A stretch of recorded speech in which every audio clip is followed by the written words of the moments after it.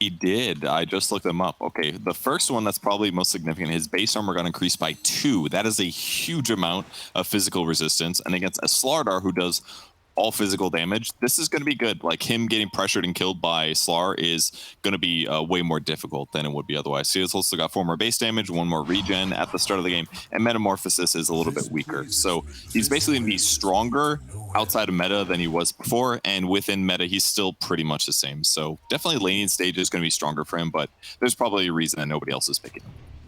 Well, I mean, they definitely had difficulties during the laning stage earlier, so perhaps that was the idea. And also, we know that Skeeter does like to play the Terrorblade. We've seen him do it quite a bit in the past. But I feel this time I want to see stacks coming out from the side of Tundra. I want to make sure that 33 is enabled this time around, because last time it felt like he was really hung out to dry.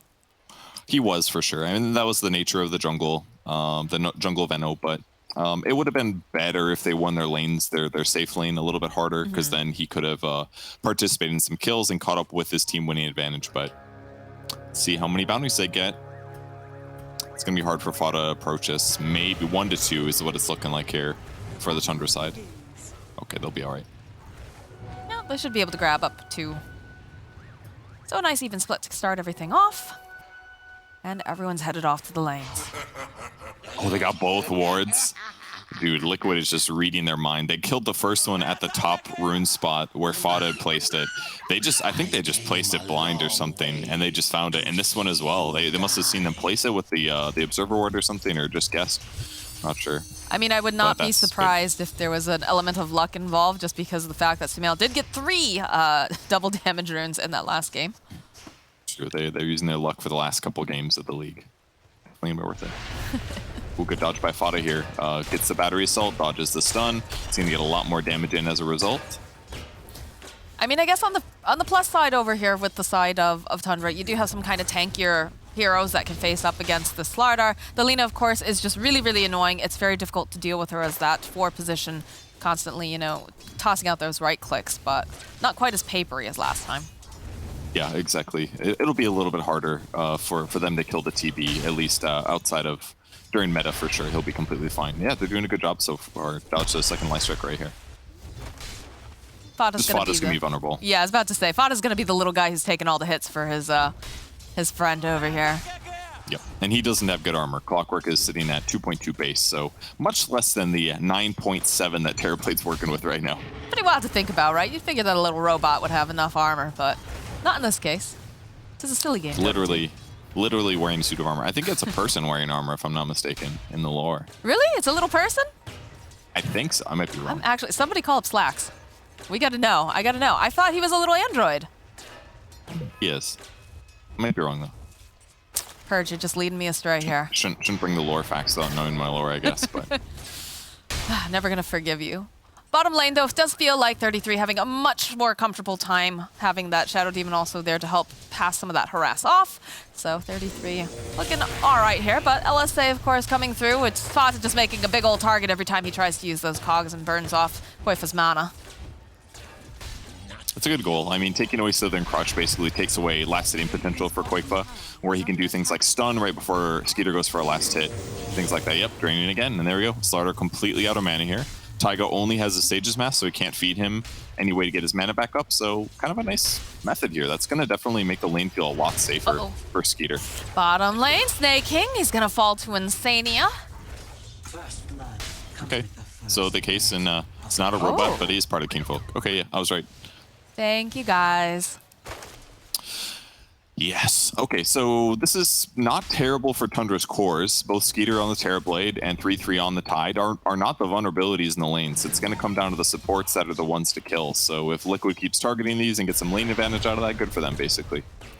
I'd like to see if Tundra is actually going to try to make these rotations and try to secure the runes again, because they did that last time, and it helped out. I mean, I was going to say it helped out Nine a little bit here because, you know, he was able to get the top rune, and then the bottom one was denied from Sumail, but Sumail didn't seem like he cared at all, though.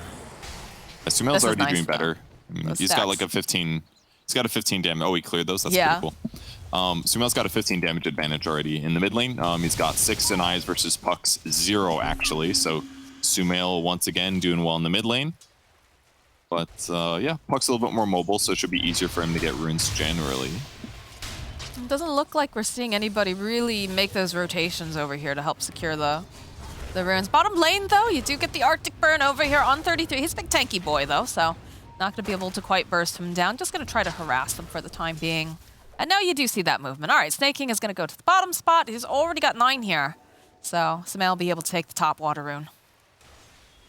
3-3 might be in trouble, but he's fine. They're basically hitting him with a lot of nuke damage, which is hurting him. But he's got 2 points in Kraken, 2 points in Anchor. He didn't get Gush. He's not trying to get kills here. Like, maybe they could kill Winter Wyvern, but it's kind of difficult, and Void Spirit's a hard kill for sure. So he's just focusing on getting as tanky as possible with the fast Ring of Health. He'll get a fast Hood. That'll stop most of the magic damage from affecting him. And frankly, Tidehunter's not bad against Slardar either, because Slardar's minus armor from Corrosive Haze, yeah, they're going to do more damage, but as soon as he takes like 450 damage, his Kraken Shell procs and Slardar ulti gets removed. So Tide is pretty good against this matchup. The only hero that I'm really worried about is probably like Morphling E-Blade combo, because then it doesn't really matter as much of Kraken procs. There's just a lot of magic damage. Even if like the E-Blade aspect gets dispelled, it's like you're still taking so much raw damage that Tide can struggle there a bit. But Hood should help against that. And with 3-3 having a better game here, and with them having a potential Shadow Demon to save people from getting killed, there's definitely much better counterplay for Tundra this match. Well, Snake King making his way back bottom. Will rejoin here with 33. I wouldn't be surprised to see him doing some more stacking for himself and getting some of that. Yeah, over here you can already see the lane has been pulled off. Sania not willing to share any of this here, Snake King. We'll pop the Arctic Burn. Which, again, it's actually quite nice against the Tidehunter, too, right? The fact that it's got the percentage base. Yeah, Tide has pretty high health, but not, like, insanely high. And if he takes too much damage, it does actually dispel it as well. So it kind of works, but it's like... Tide is just... he's looking really good in this game. He's gotten 3 points of Kraken as well. He legitimately wants to be able to solo lane against Void Spirit, and this could actually be pretty bad for Void. Because with Tide finishing his Hood at this point, if he just picks up, like, a Phase Boots or something... 3-3 is going to contest this lane, and that's going to allow Snake King to leave too if he wants to. Thought of putting a little bit more pressure here on Taiga in the top lane. Will land the LSA though. Perhaps he outplayed himself. They have the stuns. Can they finish off Fata? That was a question as they get another hit here. And down goes Fata. Snake King also teleporting up to the top area. Skeeter really couldn't do much there. He didn't really try to approach, but it's fine. Buying time for him with his huge armor. The right clicks from Lina don't hurt that bad. The right clicks from Slardar are not that worrisome in comparison. You might have some regen sustain issues, but like there's a 1k gold advantage going to liquid side, and yeah, the Morphling is scary, but I think things are looking pretty good for Tundra right now. And now 3-3 gets to just bully Mickey. Every time Mickey warns forward, he just slaps him. And this is a nice place to be in, like if you do go for this like max Kraken Shell build. I've done it once against an AM, and it felt pretty good. Do you see how deep of a ward Insania just placed over in the triangle area? Oh yeah, that's pretty deep. He spotted out the stacks too. Like he's got a lot of information over here. There's like a stack over to the side, but disruption. Snake King grabbing up the arcane. Can they make a play here? Is the question. The silence. Some mills. Char already starting to morph it. So no burst or enough burst damage, I suppose I should say, to really enable him here. As Snake King, he's trying to get there. He gets the deny off. Sumail's got to be pretty miffed about that. It's okay. He'll just morph and get all his health back. What's a water boy without water, though, Purge? True. Well, that was a bounty run, dude. Well, yeah. But I suppose I meant you the can bottle. trade. I meant the bottle is, you know, a liquid, and he's also a liquid, so. Okay, yeah, gotcha. Could always You're trade going too literal on me, Purge, please. Over here, again, the cogs come out over here on Taiga. The Snake King's there. Skeeter doesn't even, I guess he'll turn around. He's like, yeah, I could go for a hit here, but he's a little bit late. I'm not sure. Do they have enough? Yes, they do. They have enough stacks of that Shadow Poison to take down Taiga. That was a little scary. That was only level 1 Shadow Poison. Shadow Demon was only level 2 there, so it was like close to him surviving, but getting a kill stabilized the lane. Net worth advantage is decent right now. TB about 500 net worth behind where Quake is though, so maybe not the best, but yeah, 3-3's survivability is just, he's invulnerable now. He actually can't die in this lane, and that's why Shadow Demon is now roaming. Snake King will get stuff done. 3-3 level 7 now 2. I don't even know why they're trying. He's like legitimately unkillable, unless somebody rotates, I suppose. Yeah, but you have a feeling that Sumail's probably going to stay up here unless he gets a specific like rune of opportunity, or the fight actually gets brought to him, but... Yeah. If 3-3 gets killable, yeah, they can maybe do something about it. Mickey used an Astral Step earlier to do some poke damage on 3-3, but I was like, what's the point? I think he's just figuring out now that Kraken Shell is maxed out. That's not something that's super obvious right away. You got to hit him a couple times, check some numbers, and be like, okay, this guy's legitimately impossible to kill. So even though he's not going to farm necessarily as fast, just staying in lane is already going to do a lot for his advantage. So. And it's interesting how they, oh, there it is. There's that double damager in for Tundra this time around. But yeah, you know, you saw the fact that Snaking, he made this rotation fairly early once they realized that 33 totally fine here soloing this lane, not going to be pressured out. And now we get a smoke coming out from the side of Tundra, so perhaps they can make something. Man. Insania, though, will be the one who breaks the smoke. Waning Rift coming out. It's going to just go over here to the high ground. Got a bit of vision. They have great heroes, actually, for that, as Insania now is just going to try to draw away their attention. He's going to tank the gank here for his core, though he does have the capability of staying alive a little bit longer. This is a lot of time that they're actually just spending trying to take down Insania. Eventually, they get him, but that is not the target that they wanted on the side of Tundra. Yeah, they definitely wanted. I mean, they still could dive. They didn't use Dream Coil. That's the crucial thing here. And yeah, McKay's going to TP away. It seemed a little lucky that Insania found him. He seemed surprised when he moved in there. Looked like he just wanted to put a ward down, but I've comes towards Fada. He's level 5. He's got a tango though, so he can actually get out of here. Teleports are coming in though en masse here. Battery assault slows him down just a little bit. Mickey with a step forward over on the back lines though. 9 finds himself a kill on Taiga. They'll get the kill on Fata, but he's bought some time here for those supports to make the rotation at 9. Can they do anything more, I guess, is the question. It's hard. That's got treads and a raindrop. Ooh, and Insania, they're all making these moves as Sumail just continues to farm up and enjoy the space. Puck is so strong with the DD though. Like, has some burst issues here, but with double damage, it was pretty simple for him to pick up the Lina kill. Dodges the corrosive haze that would have come out. Here's a bottle refill. Fada's back. Maybe they'll fight, but here it comes. Looking for the Splinter Blast. 9 just immediately ducking away. That Cogs was so good. Push back Quakeva, no chain stun that would have gotten Puck really low, maybe dead. And now they can defend. What's happening in the meantime? 3-3's taking his own tower by himself. He doesn't care. Well, no one's going to touch him. Yeah, they can't do anything against him right now. Everybody's here playing the top lane over on the side of Liquid. So 33 is just, you know, a stark difference from game number 1. Yep. It helps when you get a little bit of help at the start of the laning stage to get to that fast level 2 Kraken shell. So he's queuing up Blink Dagger afterwards. He's got phase boots. He's about a third to the way to Blink Dagger, but now he's going to go mid and push out. Sumail pressures a little bit, and this is the next tower that Tundra doesn't want to lose. He's basically doing the typical off lane thing right now. Get tanky and go in the lane that you want to pressure or that you want to stop your opponents from pressuring. I mean, this is the tower that you really need to protect. Obviously, you know, you're going to have the TB. He's going to be going and jungling during this time. But the middle tower, especially when you're going up against a Slardar lineup, is so incredibly valuable. You want to make sure that you can get in there fast if you have any sort of inkling that they're going for that early Rosh. Yep, exactly. Need that close teleport point, but 3-3 just tanks the tower. It's hard to tell that's hitting him. He's blocking 54 of the damage, and the rest has to match up against his armor and his regen, which is still really high, so he's in a good spot. He's taking a decent amount of damage, though. He is. It's slow, but he is taking damage. In the bottom lane, Koifa. 9 is hunting, does end up getting stunned, though. They get the silence. They're just going to dodge away. They'll go and throw out that disruption over onto Koifa. Dream Coil's going to get used as well. Just going to keep blinking away. Ooh, 9?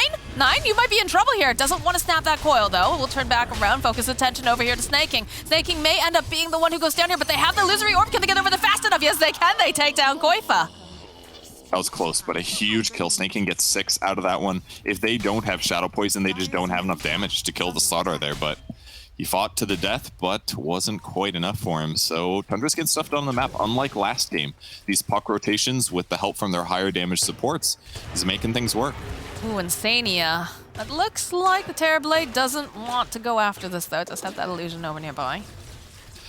Terrorblade's lifestyle is basically like he doesn't want to do anything for like 15 to 20 minutes if he can help it, because he just doesn't do anything. If the fight comes to him and he can use meta, he's like, okay, sure, I'll do some damage and get some kills, but like if he has to move at all, he's going to have a bad time. It's just better for him to hit creeps almost always until he hits his item timings here. He sounds like a teenage boy. Mom, I don't want to do this right now. Give me 15, 20 minutes. Comes 25-30 and the game went really long. It's sorry. It's not my fault.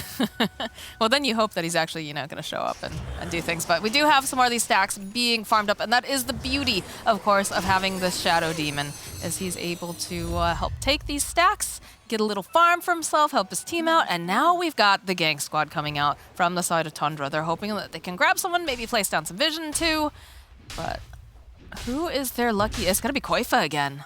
They have hook shot. Perhaps a little bit uncoordinated here, but The illusory orb comes in, the jump forward here from Nine, Waning Rift. They'll follow up with the Dream Coil, and that's a good Winter's Curse coming out as they go right back in. Sumail's looking to just blow up someone if they can. This clockwork is not looking too healthy. Fata gonna try to run over here. He's got his little cogs up. Looks like he's gonna survive. Oh no, he's not. He goes down as Nine gets cleaned up by Mickey, making his own rotation. So big rotation coming out from Liquid to ensure that they can sure up their jungle. But in the middle lane, good move. They rotate over Skeeter at the same time the 3-3's there, and they get a ton of tower pressure, and they kill it. They get the They can't even tower. die. They need to be careful here. 33, he's got the Ravage if they want to try to commit on this, but it looks like they're happy with this. They're satisfied. How much time do they have on meta left? Just 10, 20 seconds or Yeah, something so like that. that's probably why they didn't want to go in on that, right?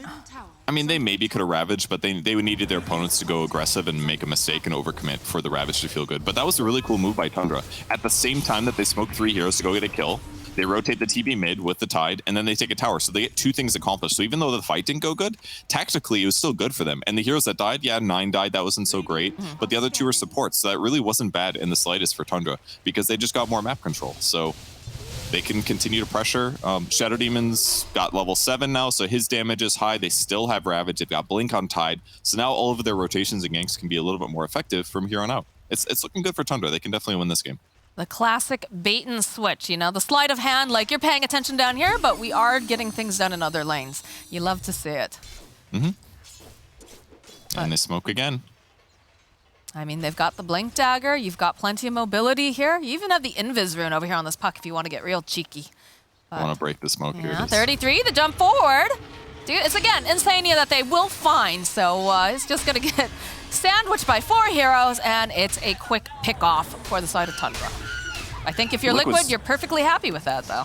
They're doing such a good job reading their opponents. They know what timings are being hit, and they sat both heroes, Quakefoot to the right and Insania to the left, like, come on, let's break the smoke. Quakefoot comes over here now, which is cool. Pushes the lane out a little bit, gets a little farm, draws them towards the creep wave away from tower. So even though they have a kill advantage, by the time they get here, it's like, well, Insania's back up again. So they keep buying more time to eventually make Morphling feel like a stronger hero. I mean, Sumail has not been bothered. I don't think Sumail has shown up. Yeah, he's hasn't really shown up for any of these fights, really. He hasn't needed to. Just had all the breathing space in the world. He's got a Mount online now. They've just been hunting Koifa, and Insania has been breaking every single one of their smoke ganks. Yep, the same build he went last time, fast Manta style. I mean, Manta got buffed for range hero, so kind of makes sense. They don't die as fast. Manta illusions on Morphling are some of the best because he has just an insane abundance of agility, which gives him base damage. Illusions do damage based on their base, with sometimes some passives mixed in. And now Liquid making a move. Getting aggressive here. They did just pick up the Blink Dagger on the puck. Fata, though, good positioning here. He's going to be the sacrifice as they use the Laguna Blade, everything here to get rid of this little clockwork. They're being engaged, though. It feels like Skeeter doesn't want to give up these creeps. That is a 3 stack of large creeps, but it's a little scary here. Defending the tower is more important. 3-3 goes to do that. Does the rest have of the that team's in blink. behind. And Fata's up in like 7 seconds anyway, so they can absolutely still regain territory here. And they've been using the illusion to get some sort of vision as well, so Tundra not in the tightest of spots, even though Liquid is very much on the offensive here, as Koifa is challenging. He is pretty separated, though, from the rest of his team. Does have to be a bit careful about that, as Mickey is nearby and they have the ward. They've got this vision. Great sentry spots the ward. They regain their jungle as 5. Skeeter gets to resume farming. Got pretty solid net worth, about the same as the Morphling right now. So still looking okay. But so Only does losing Sumail. clock there is no big deal. Sumail continues to farm. He immediately recognizes, okay, this is not happening. We're not having this fight. So you know what? I'm back to my triangle. And you can even see on the minimap, you can see that heat, just the way that he's just stayed in the middle lane and then he's gone to farm. He realizes what his job is in this game. Basically, very similar farming patterns is what you see on Medusa type heroes as well. You lane mid, you do well, and then you get other stuff. Hook shot. You can see Insania waiting patiently. Does get off the heel to save. Koifa, though, jumping on in. Skeeter's joining in as well, though. They have the reflection. Mickey with the Astral Step does manage to finish the clean up Snake King, but he will fall himself as Koifa looking to reinitiate here with Sumail. He's going to just immediately wait for him forward. Try to burst down Fata, not quite enough damage this time around, and 9 still sticking around. He's trying to get any sort of vision. 33 jumping forward here, does manage to find the Lina. Nice Winter's Curse, but it's just a puck clicking away over here. Okay, with the illusions, that can do a decent amount, but this is still looking like it's gonna be a dead Insania. Nice fight for Tundra. A little surprised the Snake King didn't disrupt himself, but stuff happened pretty fast there. And then Fata stays alive. That's why you always leave the house with 2 fluffy hats, guys. It keeps you alive. It's very important. Quakefoot trying to get a pick off, though. He could grab either if he spots them. Ooh, Fata. I'm coming. Look at them. They're coming. They're mad. Doesn't it? No hook Look shot, at this. 33 with the gush. Hook shot comes in from Fata. He's like, you are hunting me. Well, we're going to hunt you right back here, Koifa. So get Silence to follow up with that disruption and to start stacking up the poison. The clicks are coming out here. Who is going to get the final hit? I'm thinking it's going to be Snake King. All right, nice kill. Yeah, they have amazing vision advantage in their own jungle. And considering, I mean, we haven't seen a Ravage yet, guys, but it's important that the threat of the Ravage is on board, of course, because that's going to make it hard for Liquid to feel confident taking a fight. They're winning their engagements here. They're pressuring the map. They're now crossing the map after getting these kills. TB's still farming really fast. Skeeter doing a great job. He's got Manta finished of his own. He's working towards Scotty. That'll be really good against Morphling. This is going to be a dead Insania, I have a feeling. Yep, with a rocket flare from Fata.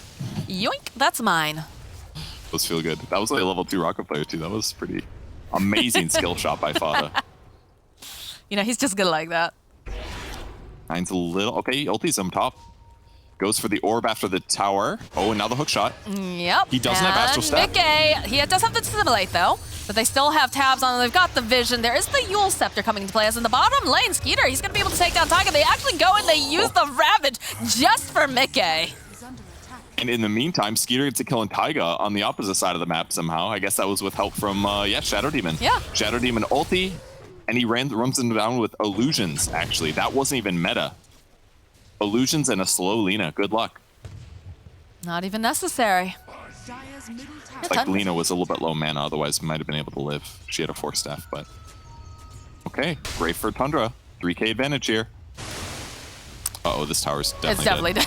33 just spits in Sumail's face, says, go away. And Sumail says, no, this is mine. This is another thing that for advantage is kind of interesting, that Tide Anchor Smash is really good against Morphling, actually, because it reduces your base damage, and Morphling is all base damage from agility. So if you get the 15 talent, you can reduce 80% of Morphling's damage when he's right-clicking people. It's a little difficult, of course, because he's flying around and uses Manta sometimes, but if they can apply that in fights, it's really going to limit what Sumail does. But right now, Roche is dead. That yeah, look at the Fata. He scouts it out, but they don't have to worry about that Ravage right now. Fata, though, dropping down the sentry, realizes that they have the vision. I don't think... It looks like they want to try to contest it, but they're not going to be fast enough.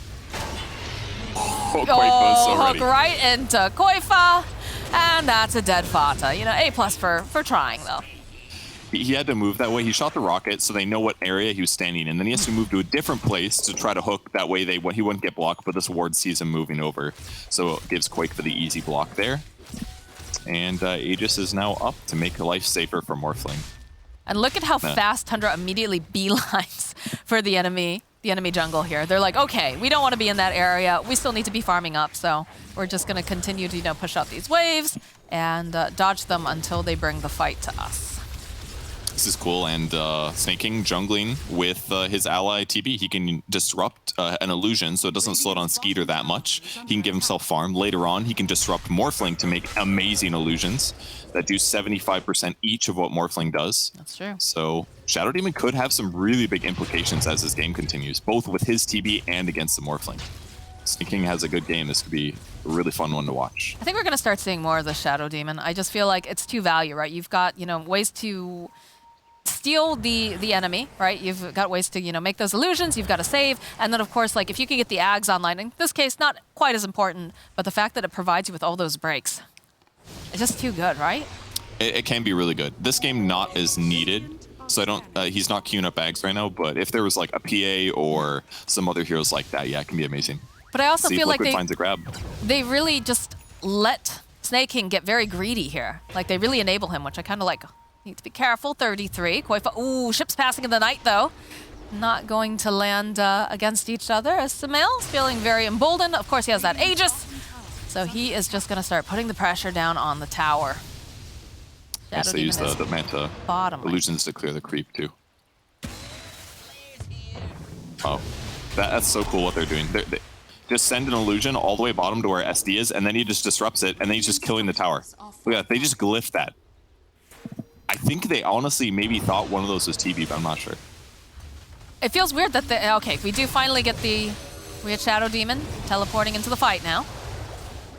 These illusions are doing great, actually. They just fought Morphling and did completely fine.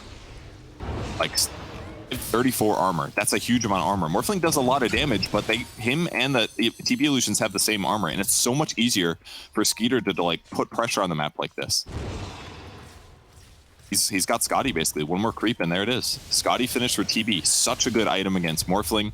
If he tries to morph his stats, he's going to have a bad time. Morphling just finished E-Blade. So yeah, he's got the solo kill power, but Tundra's doing a great job keeping Liquid away from being able to initiate. They're not allowing Morphling to hit buildings because they're pushing waves out. And the rest of the heroes are sitting far back behind the illusions to be safe. But with the smoke, we will see a confrontation. Maybe we'll see that E-Blade do something. Fata leading the charge. He's got some wards on him. Nine, though, does spot out Insania. He'd like to get a quick pickoff. He does have that Dagon online, of course. So, yeah, just a nice solo pickoff over on the Winter Wyvern. As Tundra is now invading the triangle, and you can see Taiga's just already hightailing it out of here. They do have the vision, but I don't think they want to dive this. Not this tower, not right now. Kind of a hard game for Taiga to play this game. Like, he didn't get to, like, stomp his lane as hard as he would have liked, because he just couldn't do that much against the really high armor TB. Yeah, they killed Fata a bunch of times, but Fata's still been effective.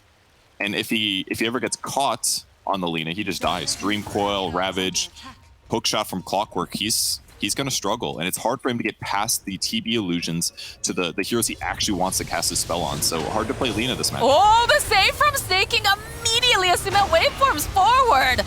Jump over onto the back line. Sumail, has he gone just a bit too far here as the sign says come out? You can see Skeeter poking away. They follow up with a Ravage. Can they take him down? Yes, the first time they will be able to take out. And they'll follow up, though. They do get rid of Snake King. Here comes Sumail. Dream Coil's going to get used, and he's just leashed up. And look at this damage coming out now. He's going to have to use the E-Blade. The save is coming out again now from this Winter Wyvern, but they're going to go right back in. This is a dead Morphling. As now the hunt is on, Insania trying to go up to the high ground is going to run out to Fata and 33, but the Scotty damage, the slow, the mobility coming out from Tundra. Insania says, please help me, and these creeps will not oblige. I cannot wait to see the start of that. I think Morphling just tried to get a free gimme pickoff on Fata there with the E-Blade combo, but he got disrupted, and as a result, they got illusions out. Shadow Demon got to instantly ulti the Morphling. Morphling started morphing stats. They ignored him for the start of the fight. Here he is. Oh, he had an invis as well. So here he is spotting. The SD, I don't know why he was TPing already, but put him into a bad spot. He'd use morph offensively. He couldn't get out easily. And at the same time, they put all the pressure into the Void Spirit. He used all of his Astral Steps. He ends up dying. SD dies on the backline, but they got everything else. And when he respawns here, he's got max strength already. So he doesn't have very much armor, and he couldn't wait for him because they saved Dream Coil for him. That was really well done by Tundra. Utilize all their skills so easily. That was cool. The cog break to make Dream Coil do a bit more damage. Very cool. It's very nice looking indeed. They also ended up having to use the BKB charge over on Koifa during all that as well. So a very costly engagement for the side of Team Liquid, especially considering that they did have the Aegis in the top lane. More action coming out. The hook shot. They used the Laguna over here. The taunt over onto 9. By a little bit more time, he's probably going to go down here as the silence. Yep, that is a dead 9, but the rest of them, Fata will be able to walk away from this engagement, so perhaps a bit too greedy. It was a hard kill for sure. Void Spirit's got 2,200 HP and he had Yule, so I mean, good luck killing him with just those two heroes. Better yourself from Fata will just annoy him. He'll turn his attention back to some creeps. It's just a little bit too dangerous. SD ulti's great. It's going to dispel all of his Astral or Resonant Pulse shield, so he doesn't have to take as much damage, but between those two guys, their burst damage isn't quite high enough yet. Dagon 2, Witchblade, it's got the damage, but it's just not high enough. Well, this is take 2 now for the side of Liquid as they're going to try to take the middle tier 2 tower again. Of course, some of those high cooldowns are on, high ultimates are now on cooldown coming out on Tundra, so they don't have to worry too badly, although there is the Ravage backup, so. Oh, a little different build as well by Skeeter. He's leaving his reflection at 1 skill point, and he's got a bunch of stat points as well, which makes sense. TB's like the perfect stat hero, very similar to Morphling. So just wants to be as tanky, high damage, high mana as possible. even if Reflection's amazing against Morphling later on. But he's got the net worth advantage. That's what matters right now. Is indeed. You get to pressure the map. Maybe we'll see Foddy get destroyed here. They're going to try to get themselves a quick pick off, and they'll get it. This is something that I feel like Koifa and Taiga, it used to be Boxy and Taiga. They used to make these moves all over the map together, you know, finding these openings and trying to get quick pickoffs, and this can't... Oh, Skeeter gets himself a nice double damage rune. I really like the quiver on Puck as well. He's already very burst damage focused, so being able to apply Witchblade from an extra 300 range every 5 seconds is incredible. Very good grab for him. Really good on Void Spirit as well. It'll probably end with the Radiant team picking one up. He'll probably get one also. Lots of burst damage on both sides. Yeah, and the Agnum Scepter is now completed for the Morphling now. Okay, so who is he trying to turn into? An ally, for sure. Probably... It's probably gonna Wyvern? Well... Gives you that little extra range. You can have the... But I think you'd have to stay in that form, because it's like a toggle. I don't know, we'll see how it works, but... it's good on with Slardar. Kind of. Guardian Sprint is dispellable, though, by Shadow Demon ulti. One of the nice things about SD versus Slar. It probably just Void Spirit, perhaps. Lean is okay. But none of them really scream out to me just yet, but... Got a Satanic online for Skeeter. BKB does get picked up from Mickey, though, so see who gets to jump on who. Jump forward from 33 with a beautiful Ravage over onto 2. They just blow up Mickey almost instantly, and the hookshot comes in. It slows down Koifa as Skeeter dumps out the double damage. And that tower belongs to them. Feel good after last game, all right. Yeah. BD incredible on TV as well here with Satanic picked up. This pressure is not going to slow down here. I mean, tradition says that Tundra takes a game too, usually, so... They've got to be feeling real good right now. Taiga, careful here. 9. Dagon coming out over on the back end. Not quite enough damage to take the time. Oh, he's going in with the orb. No, the smell. Rocket flare? Not quite enough. Very close, though. Well, he is slowing them down. I mean, he's got the permanent Arctic burn here. It burns his mana, of course, but I mean, putting that extra damage on them consistently is going to make it harder for them to fight. But slowed him down. It saved Lena's life for sure. He put the heal on him. He would have died to the rocket flare otherwise. That was pretty okay. Decent start to the first Ag's use. The other thing is it increases the cast range, I think, as well.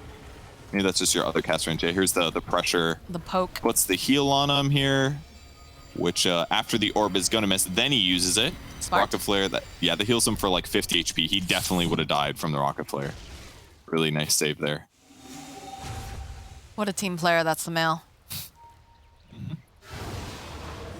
And the next objective most likely is going to be the Roche as they're checking the pit. And getting themselves positioned. Look at all the vision. Look at all the wards coming out, too. They'll find themselves a quick pick-off on Fata. Again, is the position 5. The step 4, though. Mickey, is he getting a little too greedy here? No, the rest of the team is following right behind, but he's just so tanky. He's going to get force-staffed up to the high ground, and they just disengage easily. And you can see these illusions are causing a lot of problems for the side of Liquid. Yeah, and Morphling's able to turn into TB pretty easily since he should be able to, I think you can transform from the illusions. And then he can do the same thing, push out on the map a little bit, but it's a little bit more restricted because it's not quite always available, and it's been pretty clear that Skeeter's been doing a great job. This is definitely the most annoying thing about playing against TB. When good players do this, it's like playing against Ags with Shard. It's like the same thing. You just send illusions down a wave. These illusions are really hard to kill. It takes a lot of effort to do, and it's hard to take fights as a result. Ooh, Taiga forcing away, though. Does have Sumail waiting behind him. He's morphed into the Slardar. But look at this. They really want this Roche. It's up now. See the positioning. Got the Ags online here, too, so got a nice little puddle. Shard's up, too. Who's going to get it? Nice question. Mickey. He's going to poke his head in. He's one of those remnants. Just see if anybody's home. No one's visiting just yet, but you can tell that people are getting antsy. They want to go knock on the door. They do. Not any really obvious Shard grabbers here, but probably going to be either TB or Puck, I would guess, but we'll see. Definitely not going to be Jetpack, let me tell you. I love Jetpack. I think That's Schofield cool. picked it up in one of the SA games. He like dove into the base, bought a jetpack, and just was like, "See you later." It was like a cartoon. I think it's so funny. It's not very good, but it's really funny. I wonder if Skeeter is going to leave Reflection at one skill point so that when Morphling turns into him, he doesn't have a level 4 Reflection. That would be a next level play for sure. But it also gives him, like, he just got the talent that makes his conjure image duration better. So it's like, oh, I'm sorry, it's conjure image. I forget that's not a Reflection talent anymore. My bad, confused. You're fired. I deserve that. I'd be a little surprised. He'll probably skill it eventually because it is really good against Morphling. But we've got a big smoke coming out here from the side of Liquid. They're sweeping around. Koifa a bit off the mark. Rest of the team still hiding behind though. 9 already zipping away, and Mickey, he's gone pretty deep here. They have to be careful because 33. Okay, that is the BKB coming out. Fata, though, is going to get burst down, possibly. He gets dried right back. That is the Laguna. Mickey, he will pop to Snake King as they do get a great Winter's Curse off, but the disruption coming out, saving some here from Snake King. Jump forward again from 9. They're going to try to pick off Insania. LSA does connect. Buys just a bit more time, but they go and they drop down that sentry, trying to see. As now you can see this Terrorblade. He's big, he's bad, he's scary, but he hasn't got his hands on anyone just yet. There is no Wyvern, though. They could potentially go into this pit. They see Mickey. The Ravage comes out. The dodge, though, with the Dissimulate. Mickey still alive. Sumail thinking about going back in here.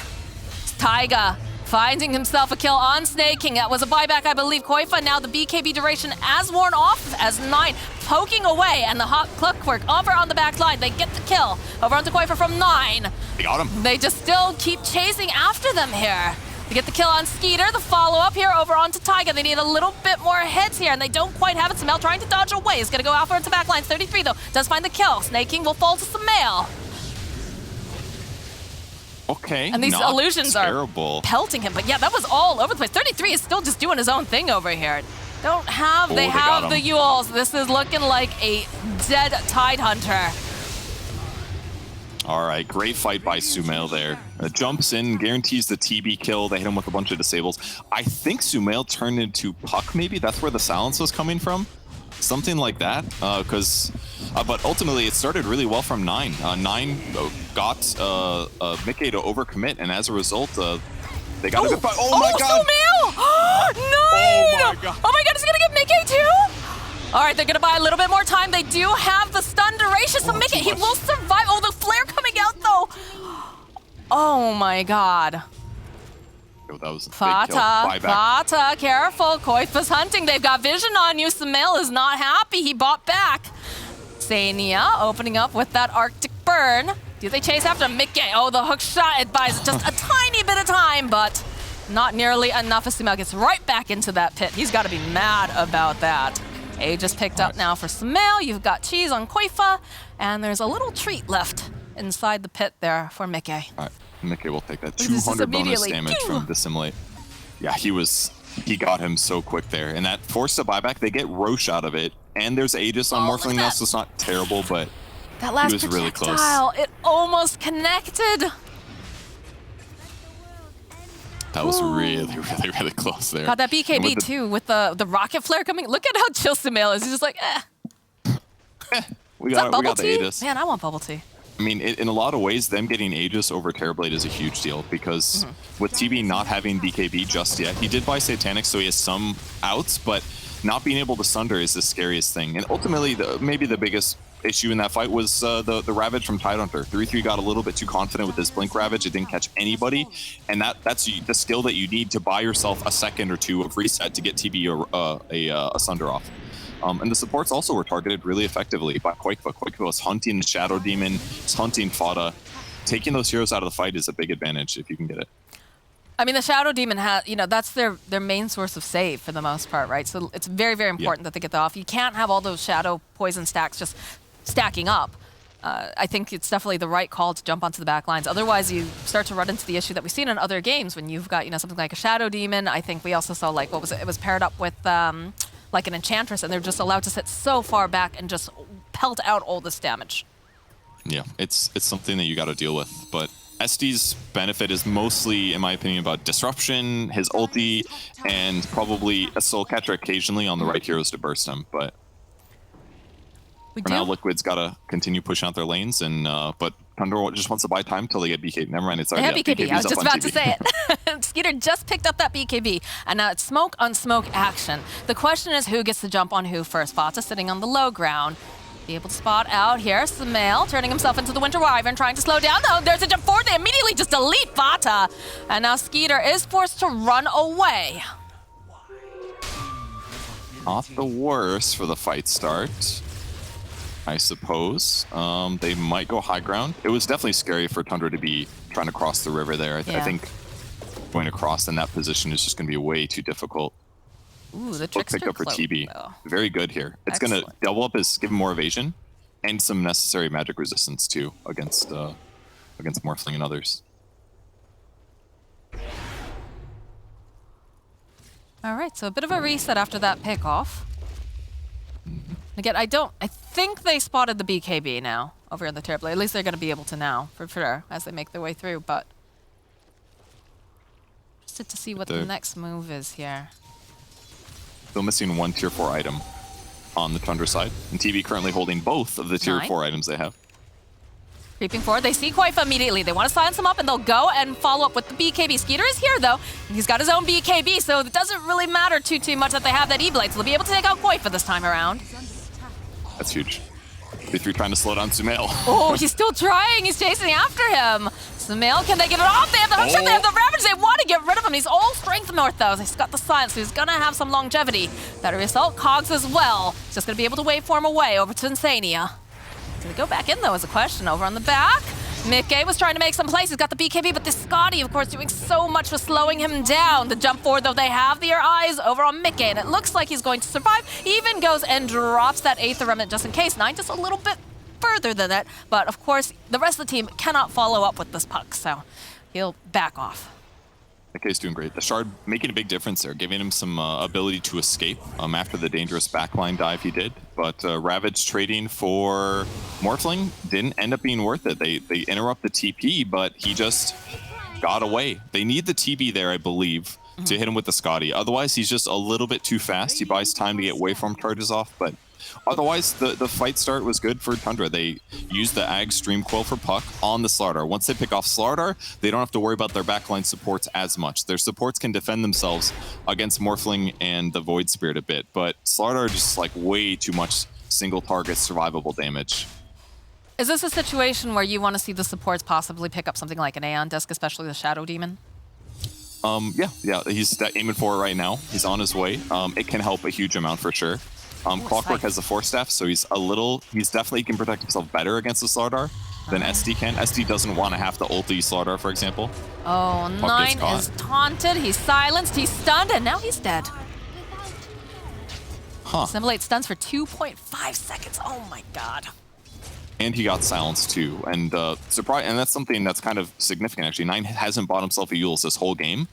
And Mickey bought like Ag's first item, but that's like the first time he got killed by him. So it's pretty impressive that 9's been able to avoid getting solo killed this long, focusing instead on having as much damage as possible for the other heroes. Yeah, but I feel like Eul's is totally, it's always built into, or not built into, but like it's always in the build, right? For a Void Spirit, because it's really good. No, for the Void Spirit especially, because of the fact he's able to set up, and then he also uses it as a save.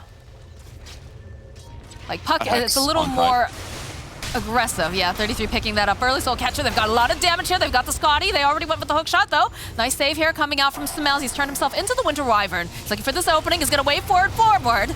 And there's going to be the buyback now from 9. BKB coming out from Skeeter as he's trying to hunt down Sumail. He's not quite finding him over here.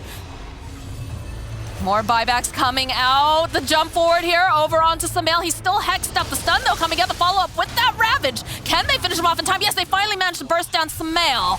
As now 9, he's bought back for this. He would like to get himself a kill. He finds himself Taiga over into the corner. Still Skeeter who's going to get the final hit off. And the hunt is on. I don't think you can catch Koifa in this river. He is far too fast, but 9, he's trying pretty hard here. He's got that illusory orb, gets the silence, just keeps poking away. But this is a bit of a candy kill here, Purge. They don't have any way to go and grab him, and there are more important objectives on this board, I think, right now. That's tough in the river. He's just so fast. He's just a motorboat. Brum. That fight was crazy, though. The fast hex pickup here not an item Tide often gets, but he hasn't gotten a new item in a while. Picks up the Hex. They use it to initiate, which is really effective. Skeeter tried to use his Ag's Terror Wave to transform to do a chain stun, but it wasn't able to hit in time. So as a result, Void Spirit gets BKB off. Then things look bad for Tundra, but they were able to get the pick off on Void Spirit as he escaped. 9 dove past him. They got him with the Dagon, the bonus damage, and that's kind of what opened up the rest of the fight for them. And now they can just make an army of illusions to push, and they don't have to really commit very hard. 33 is just, you know, he's showing off here. Right here, he says, what are you going to do about it? Big tanky lad, you don't have your big boys up right now. So many illusions, actually. It was like a PL CG in the high ground or something. Yeah, it really is. Aeon just picked up for Puck. Koifa's trying to man fight over here with this 1 TB illusion, and it's just looking really rough. Yeah, we talked about the Aeon disc earlier for supports, but also it has been picked up for the Puck as well. And I feel like that's very necessary, especially, like we said, for the Shadow Demon. Extremely necessary that he's able to survive and get these spells off during the fights. Yeah, because it's not a big deal at all if Shadow Demon doesn't deal damage for a couple seconds. He just needs the utility of his abilities to buy his team a lot of time. So Shard picked up on Quakefa as well, kind of interesting. Applies the Corrosive Haze on illusions and creep waves and stuff, so he'll be able to push these out a bit faster. Pretty necessary, I would say, considering. Does a lot more damage with his Slither and Crush now. So I think he's using it as like a ability, helps him push waves basically. So it's kind of a cool pickup. Not normally something you get out of Slardar is fast pushing of waves, but he needs it against TB. It's just an onslaught. It reminds me of the little trivia. How many TB illusions have been killed, Purge? How many would you guess? I'm gonna say 36. I think it's I'll say 27. I don't think that many have died naturally. 45. Damn. I won. You won. You did. Party horn. It had been a while. They're all over the map, though. Like, especially when you consider the fact that, you know, Snake King has been just, you know, using the push-out waves as well, farming. So it's been the most value. I'm not sure if it's the most value Terrorblade or the most value Shadow Demon. I guess it's Terrorblade, right? Because you're using his illusions. Sometimes Sumail, exactly. too, if you're capable enough. Yeah, there's a lot of illusion spam going on in this game, all right. But I think the most significant thing is that Skeeter's only died 1 time. Sumail's died 3 times. Skeeter's farmed way faster because his ability to like push across the entire map with his illusions. He's got 10,000 more net worth than Morphling. So at this point, he's sitting really good, honestly. He can't get much more farm than this. In fact, he switched his neutral item to Spider Legs just so that he would have an extra item slot for items. And this is like a perfect situation to have Spider Legs. When you have this ultra farmed carry at this point of the game, you don't want to sacrifice your movement speed. But a lot of players do, but it does hurt you sometimes in some of those late game fights. But now he's going to be able to get 7 slotted. Like he's about to eat his Ags, basically. Then he's going to have another slot, which could be a Rapier. It could be a Daedalus. There's a lot of things he could buy here. Production wants us to watch Look at this this clutch. bounty Look at rune. him snaking. It goes in. Can he get it off in time? Oh, we'll never know because we're going to stop. There we go. Wow. He did break that bounty rune earlier at the 9-minute. Denied. 6-minute, whatever. Pretty significant. No, but like you said, with the, you know, the fact that they've got the Spider Legs online for the Terrorblade, it's so value, right? Because of the fact you've got so much mobility coming out from the rest of your team. You've got a hook shot from the Clockwork. You've got a Dream Coil with the Blink coming out here with the Puck. You've got the jump coming out from a Tidehunter. Like, so you're not super concerned about, you know, chasing in necessarily, because a lot of the times they're going to be held into place if everything goes according to plan here for Tundra. Whereas Liquid, they're struggling a little bit. These fights have been so incredibly split too. I know, like I'm trying to watch everything, and there's something going on the other side of the screen that we just aren't able to see or show everybody. But you know, everyone is just. It almost feels like sometimes Mickey's a little bit too far forward, trying to get onto the back lines, because somebody does, right? Somebody has to, whether it's Koifa or Mickey. But then the problem is like Wyvern's slow. Wyvern is not the fastest hero. Lina has to be careful with the positioning. She could get blowed up so easily. And then, of course, you know, Sumail is just trying to do as much as he can in the fight, just generally speaking, trying to figure out who is my target, who do I blow up, how do I get there? Yeah, I can't imagine playing a Morphling in a situation like this. There's just like so many decisions that you have to make in a rapid amount of time. That you got, who do I transform into? How do I use my skills? When do I hard commit to trying to get a kill or something like that? It's just also difficult. And Liquid has shown that it's pretty easy for them to turtle, at least, because they can just turn into Winter Wyvern and just start slapping Arctic Burns into people, which does 9% of their current health. That can be a nice way to slow things down, but Tundra's just going to out-farm, and I feel like their supports are just scaling better too. Like SD, once he gets an Ags, is going to be really terrifying. His ulti does 700 damage now with the talent that goes through magic immunity. So if he just slaps one on Slardar, like that's the best thing about playing SD late game with Ags. You just put like one ulti on both carries, and then whichever one's not dead afterwards, you ulti the other guy again. And so it's like 2 carries are just completely taken out of the fight because of the major slow. And if one of those is Slardar and he doesn't get to use Guardian Sprint, it's really valuable and making Slardar dive to the back lane. All right, a Liquid, lot less scary. They're smoked up and they're hoping that they can make something happen here. 33 is, of course, the one forward. 9 is here as well. Step forward. Oh, they follow up, though, with the Dream Coil. And there it is. Skeeter trying to just do as much damage, but that's going to be a nice Winter's Curse over on the back line as the Ravage does go off here from 33, and they're trying to just force forward. Simel, he can't get over there as he just loses Mickey immediately. The BKB coming out now from Skeeter as they're hunting Insania. Can they grab him, though? They've got the silence. They need maybe one more hit from the puck. Knight's going to get himself a double kill. Over on the back lines, though, they do manage to go disrupt Simel. Simel, he's in trouble. He does have the BKB, but look at the Scotty damage. Look at the amount just coming forward here as he's going to try to waveform up. They don't quite have that vision, although 33, he's trying the best he can.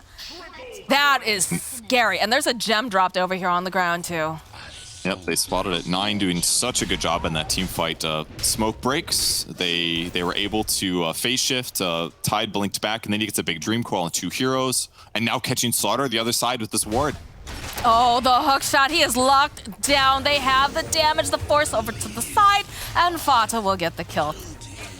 That is absolutely not a ward that you expect on the Liquid side, because it's been a long time since they were aggressive there, but that Observer ward near the Secret Shop spots him out and they get another kill on the map, whereas normally Slaughter would be able to get a couple creeps killed, maybe finish his AC here, but no, instead they get the map control. Roche is going to go into the pit. It's a Refresher Shard. No free Ags, but the Shard, who's it go on? It'd be amazing on 9. It'd be really good on Tidehunter. It's pretty safe on TB. Does he need anything else? Yeah, at this point, there's nothing that Liquid can do here. Mickey's still down for 40-something seconds. No buyback. They do have buyback on Koifa. They've got buyback on Taiga, but these are not people that want to dive into that pit. So Liquid a bit on the back end now. And now they go high ground. Still got a couple more seconds. Look at this illusion. He's just chewing through their buildings. Fata's really just good. Playing around a little bit here. He's thinking about, maybe doing that hook shot. Knows exactly what Simal is. This is the problem. You just keep throwing out all these illusions. 33, he's taking a little bit of damage over here. It's very slowly getting chipped down, but he's forced forward. They get the Hex off immediately, and they just blow up Simal. He's dead. He's dead. No buyback. He's got no buyback. They're going to go for the finish here. Tundra, they want this. Koifa, he's going to be forced to buy back here. They can't afford to lose these buildings this quickly, but I don't know how they get in there. Look at this damage. Look at these snowballs being tossed out. The Scotty damage from Skeeter as they just start mowing through. Koifa over onto the back ends. Get the silence off here. Over onto Fata. They'll be able to get the kill on the Clockwork, but this is not looking good now for Koifa. The LSA buys a little bit more time. The Fear just pushing him right back. Snaps the coil. They'll take down Koifa. Now Mickey is also trying to run. They use the Ravage. They want to get rid of him. There's no buyback on 4 of the players here on the side of Liquid. Tundra, they do it. They take game number 2 and tradition that they like to. And Liquid is going to go down and lose this game.